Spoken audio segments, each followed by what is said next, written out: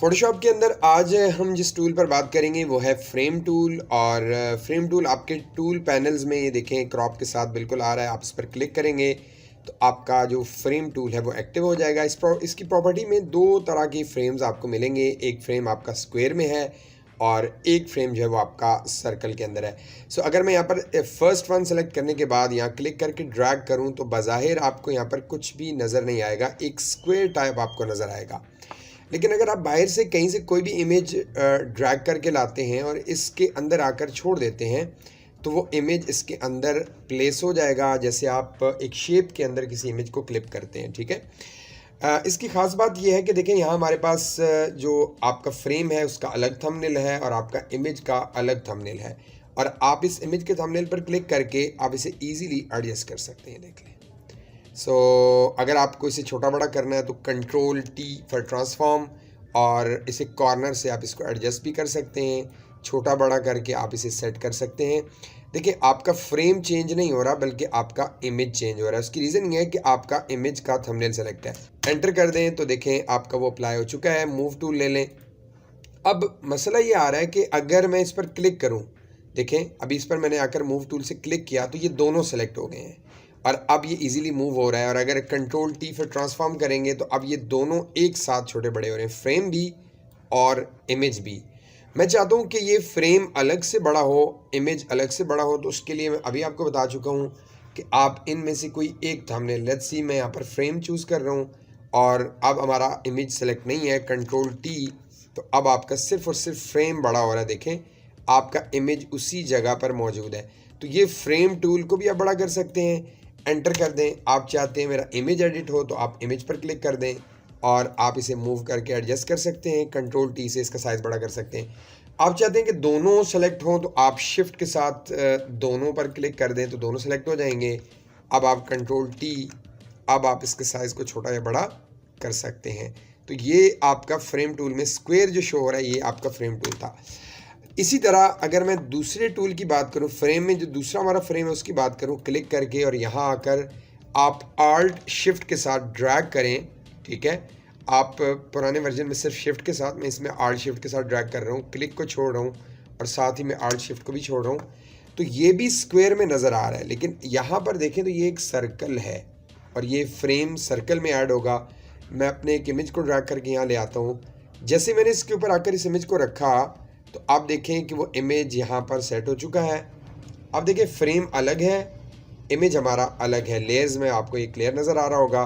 मैंने इमेज को सिलेक्ट करके इमेज को मूव कर रहा हूँ। मैं यहाँ पर देखें इजीली मूव कर सकता हूँ और अपने इमेज को यहाँ पर एडजस्ट कर सकता हूँ। कंट्रोल टी ट्रांसफॉर्म करने के बाद आप इसके साइज़ को भी बड़ा कर सकते हैं। थोड़ा सा आप इसे रोटेट भी कर सकते हैं। देखें मैं बिल्कुल ट्रांसफॉर्म करके रोटेट कर रहा हूँ और इस इमेज को यहाँ सेट कर रहा हूँ। Let's see.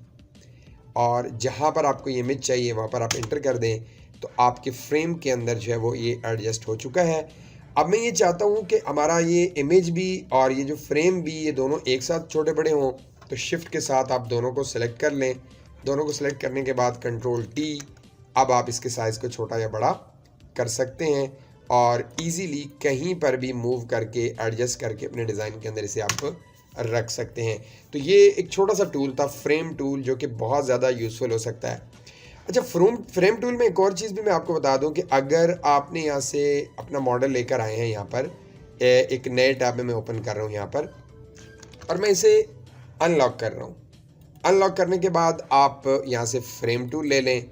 फ्रेम टूल लेने के बाद मैंने यहाँ पर सर्कल फ्रेम टूल लिया हुआ है और यहाँ पर क्लिक करके आल्ट शिफ्ट से ड्रैग कर रहा हूँ। देखें यहाँ पर जितना आपको चाहिए, आप पहले क्लिक को रिलीज़ करें फिर आल्ट शिफ्ट को छोड़ेंगे तो देखें आपके पास उसने उस इमेज को कन्वर्ट कर दिया, किसमें, फ्रेम के अंदर कन्वर्ट कर दिया है। तो ये काम भी आप कर सकते हैं कि इमेज पहले ले आएँ, बाद में उसके ऊपर आप फ्रेम वगैरह ऐड करें तो आप ऐड कर सकते हैं। मैं इसे क्लोज कर रहा हूँ। मैं एक छोटा सा एग्जांपल और भी दूंगा क्योंकि ये काफ़ी काम आ सकता है आपको ये फ्रेम टूल। आप अगर यहाँ पर टेक्स्ट लिखते हैं, टी फॉर टाइप टूल ले लें, यहाँ पर आकर आप साइज़ देख लें, क्लिक कर लें। क्लिक करने के बाद यहाँ पर मैं लिख रहा हूँ जी टेक्स्ट, ठीक है, और मैं कैप्स लॉक को ऑन कर लेता हूँ और इसके साइज़ को बड़ा करता हूँ। ठीक है, कंट्रोल टी, और इसके साइज़ को मैंने यहाँ पर बड़ा कर दिया। अब मैं ये चाहता हूँ कि मेरा ये टेक्स्ट जो है वो फ्रेम बन जाए, तो आप इस टेक्स्ट पर राइट क्लिक करें, यहाँ पर एक ऑप्शन आता है कन्वर्ट टू फ्रेम का, और आप नाम देने के बाद ओके करेंगे तो अब ये टेक्स्ट आपका फ्रेम बन चुका है। आप जो भी चीज़ आप इसे इमेज इसके अंदर आकर प्लेस करेंगे, आप इसे प्लेस होल्डर भी कह सकते हैं, यहाँ पर आकर छोड़ेंगे तो आपका देखिए टेक्स्ट के अंदर वो क्लिप हो चुका है। इमेज को सिलेक्ट करने के बाद कंट्रोल टी, और अब आप इसके साइज़ को भी एडजस्ट कर सकते हैं, अपनी मर्ज़ी के मुताबिक आप इसे सेट भी कर सकते हैं। तो ये भी आप कर सकते हैं। इसके अलावा अगर फ़ोटोशॉप के अंदर आप कोई शेप ड्रॉ करते हैं, ठीक है, आपके पास बहुत सारी शेप्स हैं, यहाँ पर मैं यहाँ से कोई भी एक शेप ड्रॉ कर लेता हूँ। मेरे पास देखें बहुत सारी शेप्स हैं, जैसे ये लाइंस हैं। अगर मैं इन्हें क्लिक करके आल्ट शिफ्ट से ड्रैग कर दूँ, यहाँ पर चेक कीजिएगा, सॉरी अंडू कर रहा हूँ मैं, again click alt shift press करना है, ड्रैग करना है। पहले आपने क्लिक को रिलीज़ करना है, ये ध्यान में रखिएगा। उसके बाद आप आल्ट शिफ्ट को छोड़ देंगे। आप इसके अंदर कोई भी कलर फिल कर सकते हैं, मैंने इसे रेड कलर दे दिया है। एंड देन अब आप चेक कर लें, ये आपके पास एक लाइंस आ गई हैं।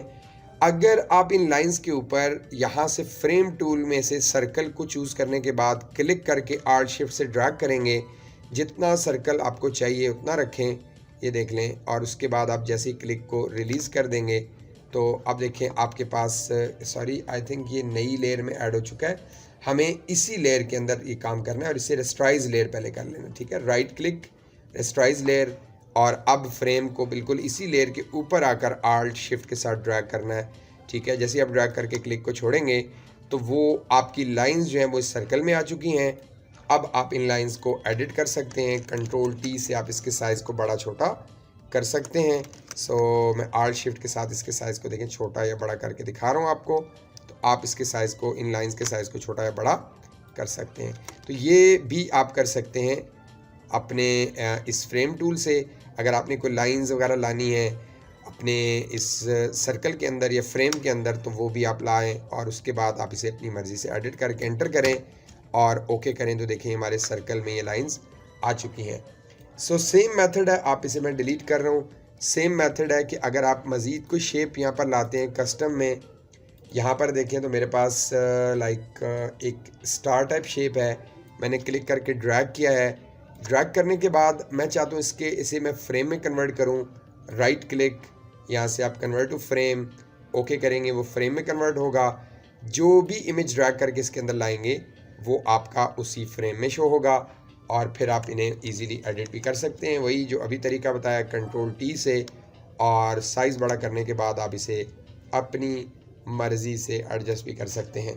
तो ये था frame tool. Frame tool mostly जो फ्रंट एंड डेवलपर हैं, जो फ्रंट एंड डिज़ाइन करते हैं, उनको इमेज को प्लेस करने में आसानी होती है, तो इसलिए ये नए वर्जन में ये टूल ऐड हुआ है, पुराने वर्जन में नहीं है। इससे रिलेटेड कोई क्वेश्चन है तो आप कमेंट सेक्शन में पूछें, इंशाल्लाह नेक्स्ट वीडियो में नए टूल के साथ फिर आएंगे। अल्लाह हाफिज़।